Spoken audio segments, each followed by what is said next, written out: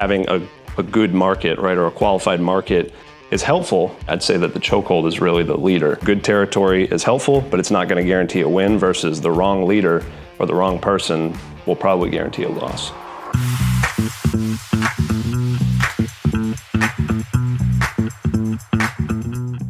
Hey everybody, it's Ryan Marsh here with Supermove. We're going to be touring the country this summer, finding the most elite movers in the country, putting them on the map, finding out what they do and how they do that makes them so elite. Really excited to dive deep into some of the processes, the culture, and really just chat with the hardworking men and women in this industry that do this day in and day out. Shout out to our two rolling sponsors, Rotate Digital, Travis Weathers, and Champion Risk, Casey Myers, two incredible humans that we love working with. Excited to bring you guys on this journey with us here. We'll see y'all soon. And yeah, I hope you enjoy this video.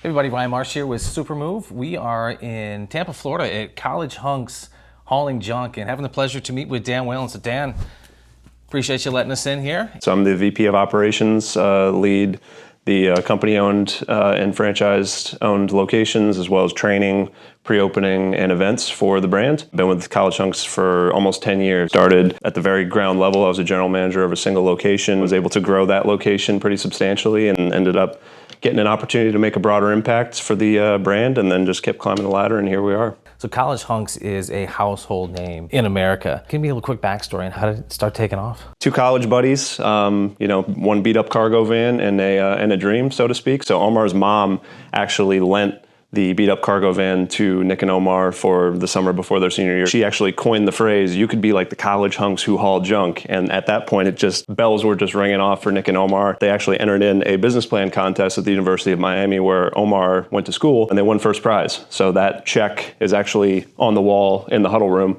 for $10,000. And then the Shark Tanks, the Millionaire Matchmakers, the Undercover Boss, and here we are.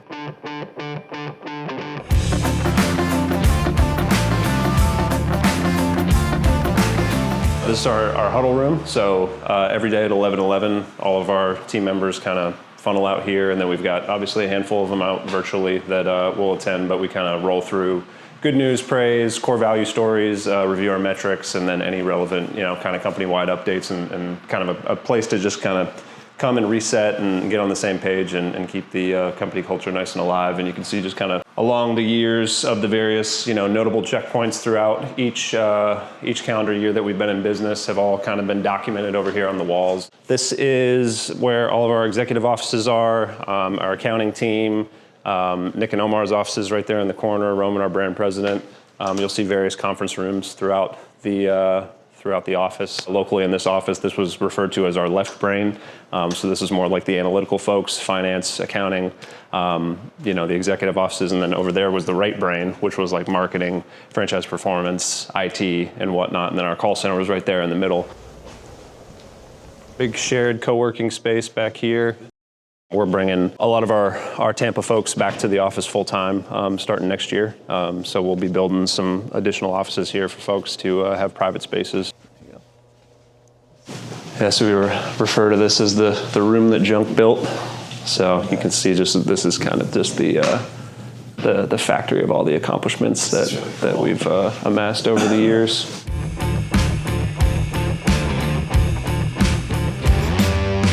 Why do you believe College H.U.N.K.S is one of the best movers in America? Because moving is boring and stressful, and we make it fun, man. We bring energy, we bring professionalism, we bring a replicatable process and service, and it's really about the people. It's not about the boxes or the trucks necessarily, although that's a part of it, but we really try to move the world. So not just move the world physically, but we actually want to move people emotionally, because it's a very, distinct life event usually that comes along with moving or junk haul. There's death, there's divorce, and things like that. So we really take that seriously. And the people that we hire know that, they understand that, and they bring that into their work each and every day. When you first came to College H.U.N.K.S, what was the first part of your operation that you wanted to kind of repeat and turn into a playbook? The training was a big piece of the puzzle. So obviously, coming from the field, there were some things that I saw that worked, and then there were a lot of things that I saw that didn't work. And whenever I got onto, the executive side, the brand central side, I really took that training focus very, very seriously to figure out how can we get the right information to our franchise owners and allow them to prioritize that information and, essentially avoid the distractions of some of the other things that might not matter as much. What's your step-by-step process for operating a new branch? We'll first, do a bit of market research to figure out, kind of what pockets of the country, are still available. We'll look at, where are those territories relative to our existing franchisees. Having a good market, right, or a qualified market is helpful. It's not the bottleneck or the chokehold to winning. I'd say that the chokehold is really the leader. Good territory is helpful, but it's not going to guarantee a win versus the wrong leader or the wrong person will probably guarantee a loss. Let's say you want to open up a branch in a new city. What's the first thing that you do? I think it goes with finding that right candidate. Who that person is, what is their background, what are those transferable skills relative to our organization? Do they have experience in kind of these blue collar industries or not? Are they prepared? Do they have the right expectations, the right capitalization? Do they have the right time frame and patience and willingness to go be as involved as we would like them to be involved, especially in those early, first several 24 to 36 months. You've got to be willing to be all in. It's not an absentee type of thing. And so the people that really get that and understand that and can play that long game is who we're looking for. Are there any KPIs or metrics that you look at before you decide to expand? Obviously the household data is something that we watch pretty closely. Who's moving to this city or who's leaving this city and at what percentage clip. We'll also look at regulations and things like that. Obviously, in the moving or the junk hauling industry, there's certain licensing and things of that sort that can be, a bit more, few more hoops to jump through, right? So the less that we have to worry about those things, probably the better. What does every franchise have to do your way, regardless of the market that it's in? There's some brand standards that are probably non-negotiable, how we show up, how we treat people, how we communicate. Those are all things that are trained, through our pre-opening and training process. One of the things that comes to mind is we've got steps to a perfect job, right? There's certain, checkpoints, very clear, very practical, very, repeatable, that we want to make sure that we follow for every single job because, in a franchise system, continuity is really important. And it can be one of the challenges, with growing a franchise is you've got people that necessarily probably want to put their own spin on things, which is great, right? But there's certain elements that can be localized and then there's certain elements that can't, right, for a brand to scale. And how do you hold them accountable to that? We've got a brand protection team internally that does a lot of that proactive looking and insight. We've got a ton of different metrics that we look at in our proprietary software that kind of would be a leading indicator of when things potentially would be off track. Then we've got our franchise business coaches that are knee deep in the data for each of their respective locations, and they're also going on site pretty regularly to perform more like operational audits to make sure that people are executing the way that we want them to. So there's some things that we can diagnose and detect via Zoom, which we'll do, but then there's nothing that takes the place of being on site and visible and actually getting to see it with your eyes. So, whether that's being at the operation and looking at dispatch and things of that sort, talking to employees, or actually going out and following the truck onto the job site to see, how are we padding, how are we wrapping, how are we parking the truck, are we laying the safety cones out, et cetera, et cetera. Can you give me one example of a playbook or SOP that you give to your franchisees? Those steps to a perfect job, I think were kind of a big piece of the puzzle also, in determining, what makes hunks actually something that is, executable. When it comes to being honest, uniform, nice, knowledgeable service, what does that mean? Well, here are some steps to actually embody that out in the field with our customers and with our clients. So having that information at their disposal makes it really, really simple